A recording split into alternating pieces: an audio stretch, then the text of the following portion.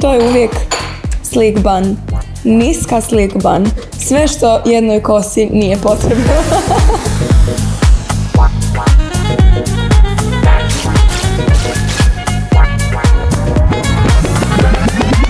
Bonjour! Idemo se zajedno spremati za Bonjour i Via Media Gala Night.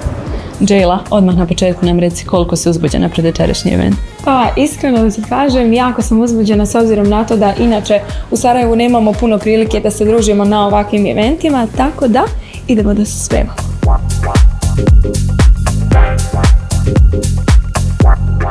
Reci nam, Jayla, šta te je inspirisalo za večerašnji look?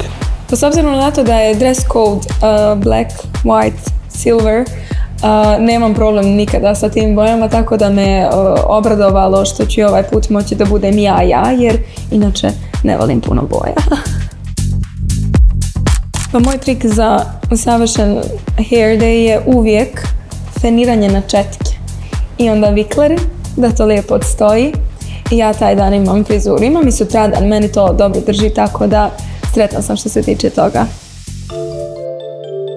Pa moja velika sreća je što sa svojim bendom imam divan odnos, jako smo bliski i uvijek kada sam s njima osjećam se kao da sam sa svojom najbližom porodicom i onda samim tim svuda pravimo lijepe uspomene i onako dane za pamćenje, tako da se uvijek sa njima osjećam vrlo ugodno na putovanjima.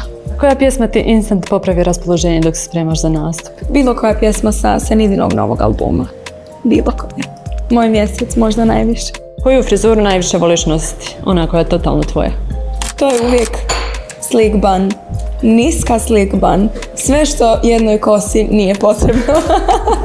Ali ja to jako, jako volim. I ono da to tako stegnem, da stavim lak gel. Vjerovatno nikad ne bi pomislili kako je to u mojoj glavi. Mimo toga što trebam da nastupam i što trebam da ljudima pružim najbolju verziju sebe, ja razmišljam šta sutra imam od obaveza, vidi tamo ono šta pričaju o meni. Sve vidim, sve me interesuje, tako da sam ja na bini baš u poslu. S obzirom na to da sam često izložena štetnim uticajima za moju kosu, ja biranje proizvoda prepuštam profesionalcima. Potrebno je da sluša nas profesionalca i ona to zaista radi, bravo Jayla. I uz Kerastase Gloss Absolu apsolutno sija. S obzirom na to da inače uvijek kasnim, a da večeras ne bi kasnila, sada idem da se spremam i vidimo se na partiju.